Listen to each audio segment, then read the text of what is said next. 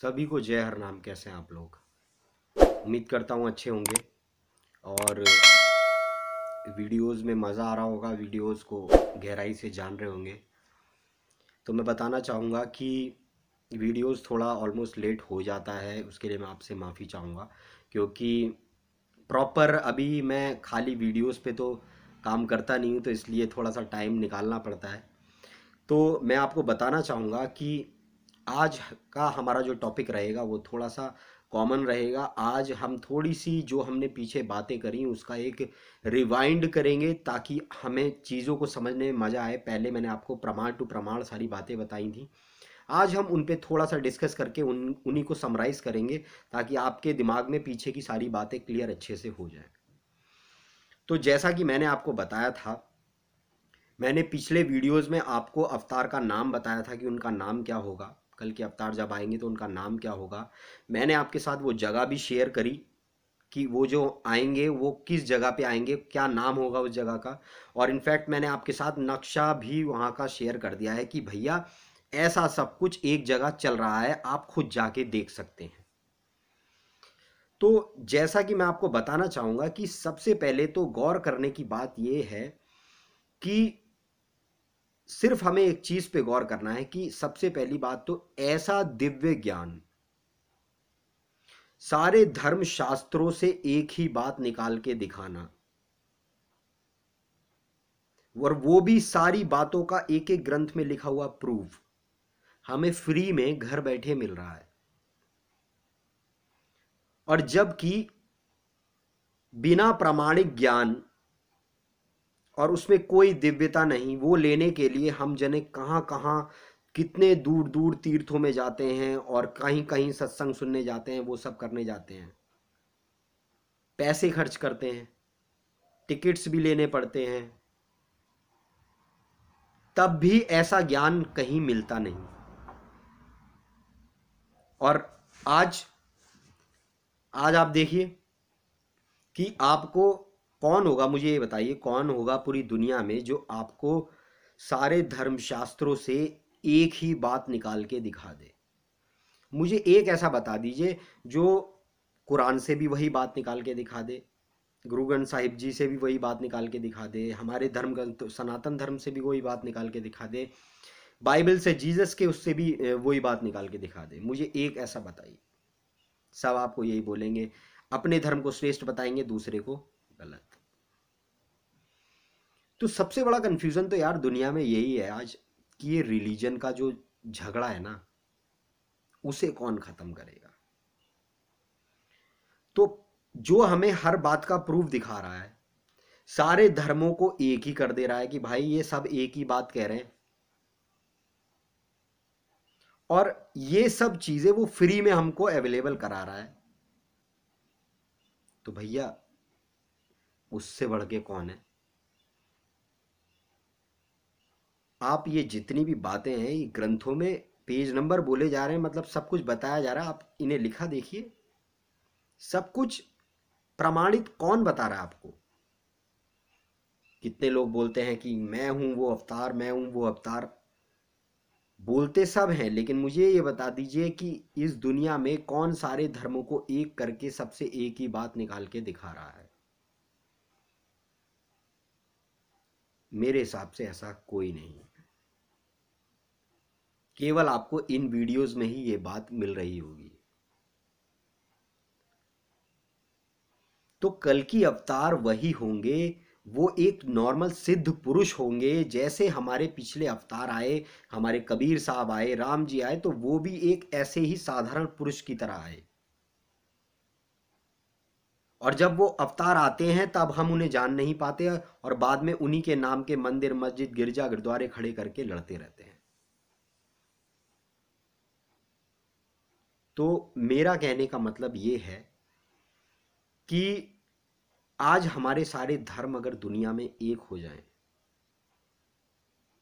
तो क्या कभी लड़ाई रहेगी? तो सारे धर्मों को जो एक करेगा वही कल की अवतार होगा। और चारों धर्मों से एक ही बात निकाल के दिखाना और चारों धर्मों से एक ही चीज को सिद्ध करना, वो आपको केवल इन वीडियोस में ही मिलेगा और कहीं नहीं मिलेगा, क्योंकि ये दिव्य ज्ञान केवल और केवल हमें कल की अवतार ही दे सकते हैं। मैं जो भी बातें यहां बोलता हूं मैंने सब सुनी उन्हीं के मुख से हैं, तभी मैं आपके सामने ये सब बोलता हूं। तो क्या चाहिए था मुझे बताइए। मैं भी बहुत तलाश में घूमा, इधर उधर घूमा, तो क्या मैंने देखा दुनिया में। अब मान लीजिए आज मानते हैं कि भाई यहाँ भगवान है, ये भगवान का तीर्थ धाम है, ये भगवान का तीर्थ धाम है, तो वहां तो सब यार पैसे वाले पहुंच जाते हैं। गरीब आदमी कैसे जाएगा चार धाम यात्रा करने? तो उसको भगवान नहीं मिलेगा। अगर ऐसे जो ये संकेत हैं और इन्हीं पे भगवान होते, तो ऐसे तो आज भी भगवान पैसों वालों को ही मिलेगा, गरीब को तो भगवान मिलेगा ही नहीं। तो इसीलिए भगवान अपना वो जो क्षेत्र होता है उसे छुपा के रखते हैं। मैंने सारे धर्म ग्रंथों में पीछे आपको बताया था कि मथुरा भी गुप्त है, अयोध्या भी गुप्त है, संबल भी गुप्त है। मैंने सारे धर्म ये स्थलों को आपको गुप्त का प्रमाण भी दिखाया था, आप पिछली वीडियोस में देख सकते हैं। तो अगर ये गुप्त हैं तो ये जगह सामने कैसे आ गई?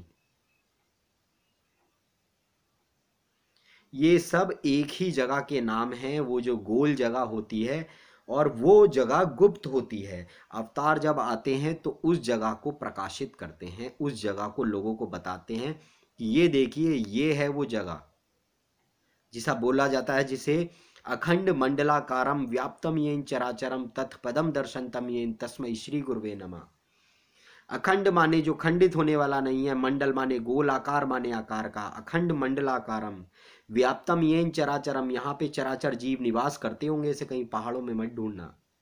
तत्पदम दर्शनतम येन, इस पद को जो तुम्हें दर्शाए, तस्मै श्री गुरुवे नमः, ऐसे गुरु के चरणों में नमन करना चाहिए। किसके चरणों में नमन करना चाहिए? जो आपको उस गोलाकार क्षेत्र को बता रहा है। और वो गोलाकार क्षेत्र को आपको कौन बता रहा है?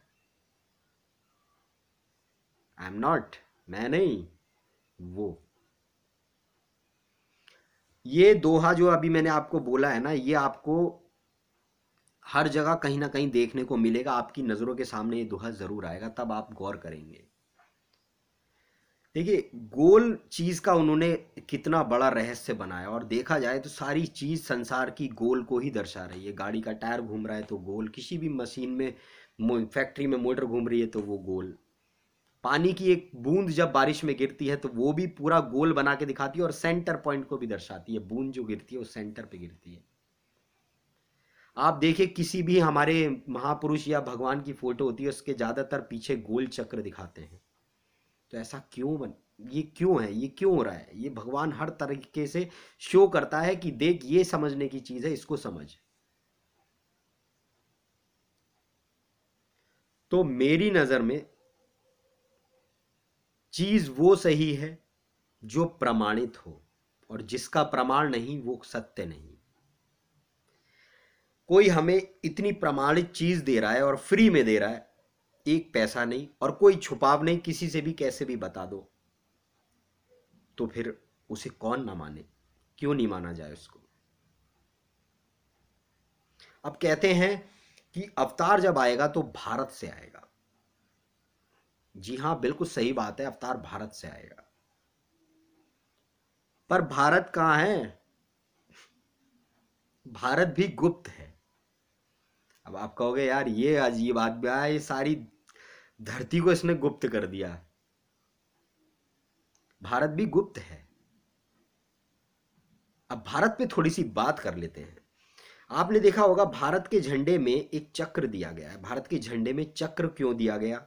भारत का राष्ट्र चिन्ह कुछ और भी तो बना सकते थे।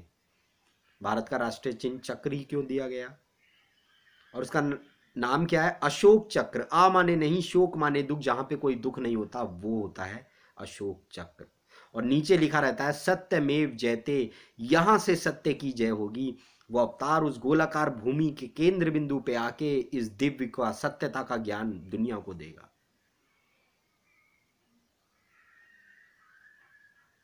और ये कहाँ से लिया गया है? ये सारनाथ से लिया गया है। यानी सार कहते हैं हकीकत और नाथ कहते हैं प्रभु। हकीकत के जो भगवान आएंगे वो गोलाकार भूमि से आएंगे। तो जो ये क्षेत्र सबसे पहले बना, जो असली भारत है, इसे ही भरत मंडल बोला जाता है। मंडल कहते हैं गोलाकार भूमि को, इसलिए बोला जाता है भरत मंडल। तो ये जो गोल क्षेत्र सबसे पहले बना, ये छुपा रहता है, और बाकी ये जो 3.5 करोड़ तीर्थ हैं, संकेत, ये सबको दिखते रहते हैं। जैसे हमारे आपके पॉइंट शरीर में, शरीर का मध्य नाभि है, वो नाभि गोल जो है वो सबकी छुपी हुई है, लेकिन आंख, कान, हाथ पैर, नाक, कान, ये सब जो बने, ये सबके दिख रहे हैं। ऐसे ही वो सारे तीर्थ जो प्रकट हैं, संकेत हैं, वो सबको दिख रहे हैं, लेकिन असली तीर्थ छुपा हुआ है। अभी आप स्नान करने जाएंगे तो आपकी नाभि उजागर होगी। तो ये तो शारीरिक स्नान हो गया, लेकिन जब ज्ञान रूपी स्नान आदमी करता है तब पता लगता है कि हाँ, ये वो क्षेत्र की बात हो रही है। अखंड मंडलाकारम व्याप्तम येन चराचरम तत्पदम दर्शनतम येन तस्मै श्री गुरुवे नमः। वो महाप्रलय में भी जो नष्ट नहीं होता खंडित क्षेत्र, वो गोलाकार क्षेत्र होता है। इसी को भरत मंडल बोला जाता है। अब भारत का सबसे पुराना नाम पता है क्या था? अजनाब वर्ष। नाभ कहते हैं नाभि को। अजनाब वर्ष नाम था, और इसको आर्यव्रत भी बोला जाता है। आर्य मतलब आर्य, और व्रत कहते हैं गोलाकार भूमि को, कि आर्य जब आएंगे तो वो गोलाकार भूमि से आएंगे। और भारत क्यों बोला जाता है? भा माने हुआ, रत माने अंधकार। ये क्षेत्र तो अंधकार में हो गया है, जब अवतार आता है तब इसे प्रकाशित करता है। तो बात समझ में आ रही होगी आपको कि मैं क्या कहना चाह रहा हूं। अब मैंने आपको बात बोल दी कि भारत का पहले नाम ये था, तो एक बार देख भी लेना, प्रमाण भी देख लेना, कभी आप सोच रहे ऐसी बोल रहा है। श्रीमद् भागवत महापुराण भाग 2 एकादश स्कंद अनुच्छेद 2 श्लोक 17 पेज नंबर 711। पहले वो अजनाब वर्ष कहलाता था, आज वो भारत वर्ष कहलाता है। यह अलौकिक स्थल है जिसे भगवान खुद उजागर करते हैं। पढ़ लीजिएगा। नेक्स्ट आ जाते हैं मत्स्य पुराण पे, पेज नंबर 514, अध्याय 114। भारतवर्ष देश मनु का भरत नाम कहा जाता है, उसी से यह भारत हुआ। समझ रहे हैं आप?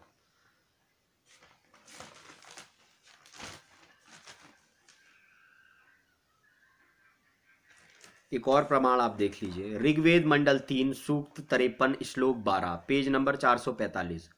भारत ही नहीं, पूरे विश्व की रक्षा करने के लिए अवतार मूल भारत में जन्म लेगा। मूल भारत में, जो असली भारत होगा, यानी वो भरत मंडल, यानी गोलाकार भूमि के केंद्र बिंदु से आता है। यही आपकी मथुरा है, यही काशी है, यही वृंदावन है, यही केदारनाथ है, यही बद्रीनाथ है, यही शिवधाम है, यही सतलोक है, यही मक्का मदीना है, यही मानसरोवर ताल है, सब कुछ यही है। यही भगवान का अविनाशी खंड होता है। जब जब भगवान का अवतार आता है तो इसी गोलाकार भूमि के केंद्र बिंदु पे आता है। यही भगवान का सुदर्शन चक्र होता है। जब देवताओं ने बोला, हे विष्णु भगवान, आपकी लीला बड़ी अपरंपार है, जब हमारी रक्षा के लिए आप आओगे तो आप कहाँ से आओगे? तब उन्होंने हाथ में लिया चक्र सुदर्शन। चक्र माने गोलाकार भूमि के, सु माने अच्छा, दर्शन माने दर्शन दूंगा। अच्छा दर्शन कहाँ से दूंगा? गोलाकार भूमि के, उंगली लगा रखी है केंद्र बिंदु पे। इसी को संबल बोला जाता है। सारे नाम इसी के हैं।